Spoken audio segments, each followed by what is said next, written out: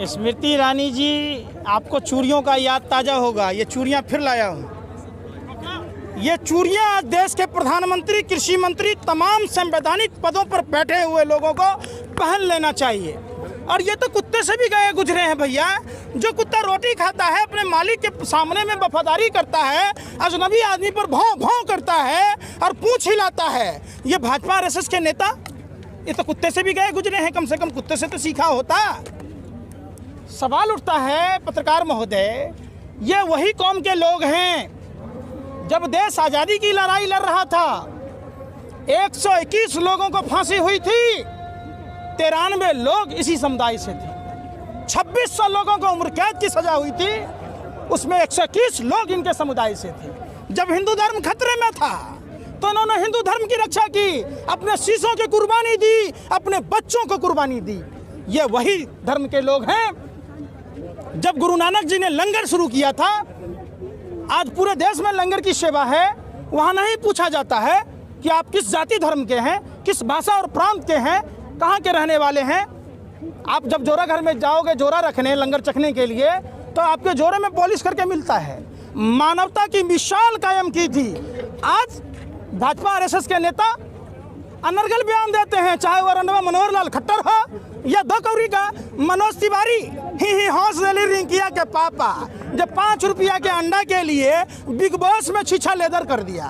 जो दिल्ली में महिला शिक्षिका ने गाना के लिए बोला, अरे नाचने गाने वाले को गाने के लिए नहीं बोलेगा तो क्या बैरिस्टरी करने के लिए बोलेगा? आप डॉक्टर हो, दवाई लिखोगे? तो महिला का अपमान किया। जब सासाराम की महिला का पति गुजर गया अनप्लान्ड लॉकडाउन में, वो घर जाना चाह रही थी, मनोज तिवारी कहाँ था? ये सवाल उठता है ना।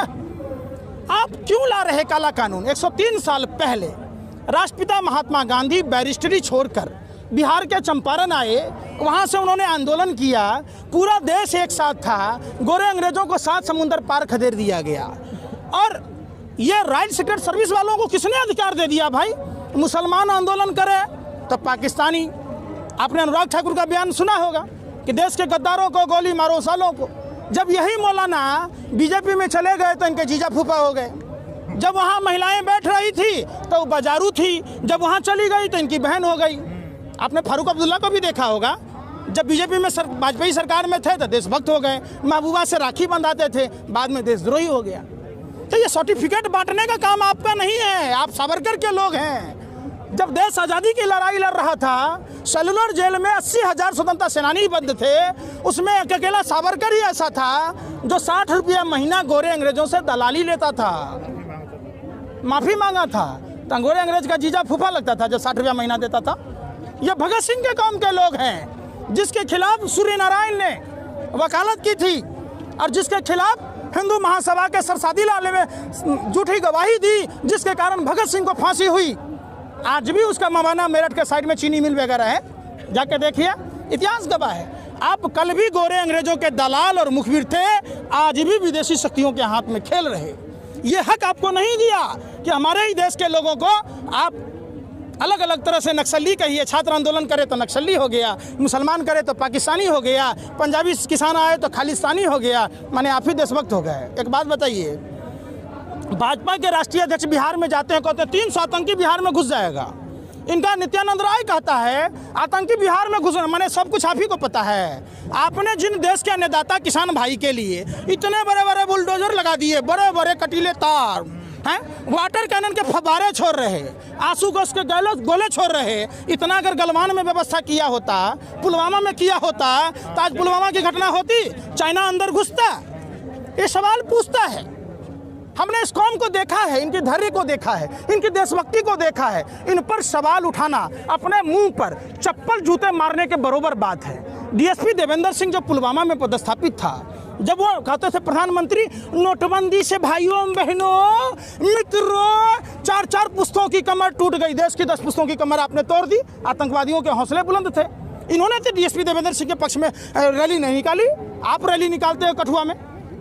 सवाल उठता है ना, जो डीएसपी देवेंद्र सिंह नोटबंदी के बाद दिल्ली चुनाव से पहले आतंकवादी ला रहा था, उस पर एनआईए चार्जशीट दाखिल क्यों नहीं की? इसका मतलब पूरी की पूरी स्क्रिप्ट जांच। एक बात बताइए, सैटेलाइट ये बता देता है कि पंजाब के खेत में, हरियाणा के खेत में पराली जलता है तो वो धुआं यहाँ से वहाँ उठ के आता है। और सैटेलाइट ये नहीं बताता है कि पुलवामा में कब आ गया आतंकवादी, वो कार किसकी थी जिस कार में 300 किलो RDX था। सैटेलाइट ये नहीं बताता है कि गलवान में कब चाइना घुस रहा है। ये सब बरगलाने की बात है। अब निश्चित तौर पर हम इस समाज के मुरीद हैं और इनको नमन करते हैं। ये उनकी उम्र देखिए, घर में आराम करने की थी, इनकी उम्र यहाँ आने की नहीं थी। आप इनकी उम्र देखिए, इनकी उम्र ये आराम को हराम समझा। जब देश में ईस्ट इंडिया पार्ट 2 के लोग, गोरे अंग्रेजों के दलाल और मुखबिर, ये चड्ढी वाले फिर से देश को गुलाम बनाने की ओर जा रहे हैं। इन्होंने अपने घर की खुशी, चैन, सुख सब छोड़कर सड़कों पर आए। क्यों आए? कि देश को बचाना है। इनका खून, इनके में शरीर में जो खून है वो भगत सिंह का खून है, गुरु नानक, गुरु गोविंद सिंह जी का खून है, गुरु तेग बहादुर जी का खून है। इनके खून में सावरकर का खून नहीं है। इनके खून में नाथूराम गोडसे, देश का जो पहला आतंकवादी था, उसका खून नहीं है। ये वही हैं। भगवान श्री कृष्ण ने कहा था कि किसान ईश्वर के सहायक होते हैं, राजा अपने राज्य का पालक होता है। ये देश के अन्नदाता किसान तो पूरी मानवता के पालनहार हैं। भगवान श्री कृष्ण ने कहा था। रामायण के दोहे पढ़ते हैं, क्या फायदा भैया? जुट्ठों के आप लड़ा रहे, भगवा वस्त्र पहनकर कालनेमी राक्षस की तरह, रावण की तरह है। हिंदू धर्म में कहाँ लिखा हुआ है? हिंदू धर्म की रक्षा किसने की? आपको भी पता होगा, इन्हीं लोगों ने की थी। गुरुजी वो अगर शीश के नहीं दान करते, अपने गुरु गोविंद सिंह जी अपने बच्चों की कुर्बानी नहीं देते, तो आज हिंदू धर्म बचता क्या? तो कैसे हिंदू धर्म के ठेकेदार हो सकते हैं? ये रामायण के दोहे पढ़ते हैं, मन की बात में कहते हैं, कहते हैं 100 दिन में अच्छे दिन नहीं आए तो सूली पर लटका देना। कह रहे थे काला धन, काला धन, काला धन का पर्चा का नेहरू फाड़ दिया ऊपर से। नेहरू जी कहते हैं हर बात में कांग्रेस पर लगा रहे हैं। कांग्रेस के कथावाचक हैं आप। आपको देश ने लीडर चुना है, आप डीलर बने हुए हैं, देश देख रहा है। जब आप एक बात बताइए, 30 दिसंबर को पहला कोरोना का केस आया, 31 दिसंबर को WHO ने कहा, तो आप क्यों दिल्ली चुनाव में व्यस्त थे भाई? आपका तरीपार गृह मंत्री पर्चा बांट रहा था, आप रैलियां कर रहे थे। कोरोना भी अछूत मानता है इनको। ट्रंप की गुलामी की जा रही थी। 23 मार्च तक मध्य प्रदेश में व्यापक घोटाला वाले आटा चोर कंस मामा की सरकार बनाई गई और देश को कोरोना से छुपाया गया। क्यों? ये देश सवाल पूछता है, क्यों ट्रेनें बंद की गई? थाली पीटने से, अगरबत्ती जलाने से, दिया मोमबत्ती जलाने से भाग जाएगा? रामायण में साफ दिखाया गया, जब प्रभु श्री राम के भाई लक्ष्मण जी मूर्छित होते हैं तो संजीवनी बूटी लाई गई, लंका से सुसेन वैद्य को बुलाया गया। मतलब अस्पताल की जरूरत थी, डॉक्टर की जरूरत थी। प्रधानमंत्री वो काम करते नहीं। 6 साल में 6 अस्पताल बनाए देश में? नहीं। 2 करोड़ युवाओं को रोजगार देना था, दिया नहीं। हर गांव सांसद को 5 गांव आदर्श बनाना था, बनाया नहीं। 15-15 लाख रुपए दिए, नहीं। 20 लाख 1000 करोड़ रुपए का चूरन कहाँ गया? गर्म पानी से लेकर ठंडा पानी से कि दूध के साथ? कहाँ है पैसा भैया? अरे कातिया, गले से पट्टा हटा लो, कातिया के कुत्ते मत बनो। वो 2.5 किलो का हाथ कहाँ गया जो 2.5 कदम अपने किसानों के साथ नहीं चल सकता? कहाँ है अमिताभ बच्चन, अनुपम खेर, अजय देवगन, सैफ अली खान जैसे लोग? जब इनको फिल्मों में पैसा कमाना होता है तो ये वेशभूषा अपना लेते हैं। आज सवाल है ना, आओ ना, क्यों नहीं आ रहे? कौन सा धर्म कहता है भैया?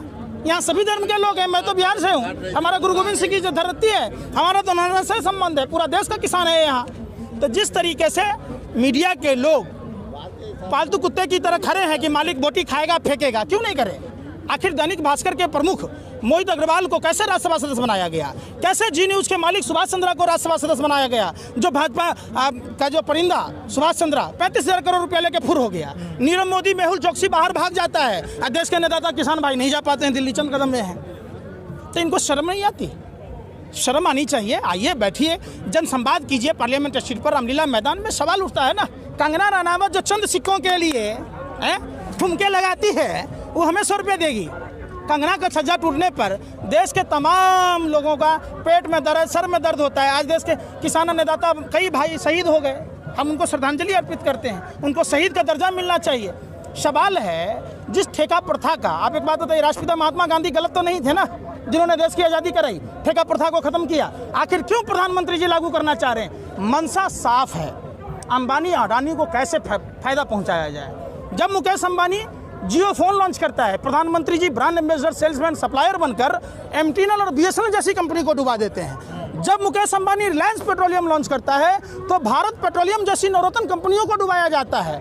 जब HAL जैसी कंपनी है जो अनिल अंबानी रिलायंस डिफेंस को फायदा पहुंचाने के लिए रंजन गोगोई जैसे सुप्रीम कोर्ट के जज बिक जाते हैं, चौकीदार चोर ही नहीं डकैत है, देश का लुटेरा है। ये आधुनिक भारत के जयचंद प्रधानमंत्री भस्मासुर है। ऐसा कोई सगा नहीं जिसको ठगा नहीं। गोरे अंग्रेज क्या कहा था कि हम देश छोड़ के जल्दी चले जाएंगे, लतिया जुतिया के भगाया ना देश की जनता। हमारे पूर्वजों ने गोरे अंग्रेजों को 7 समुंदर पार भगाया। ये गोरे अंग्रेजों के दलाल मुखबिर हैं, ये काले अंग्रेज काले चोरों को अब हम देश की आवाम जो फिर से ये दूसरी आज़ादी की लड़ाई लड़ रहे इस इंडिया पार्ट 2 के लोगों को भगाएंगे। लतिया के जुतिया के लातों के देवता हैं, बातों से नहीं मानते, इनको इतने पहले जाएंगे कि इनको 7 समुंदर पार तक झेलना मुश्किल हो जाएगा।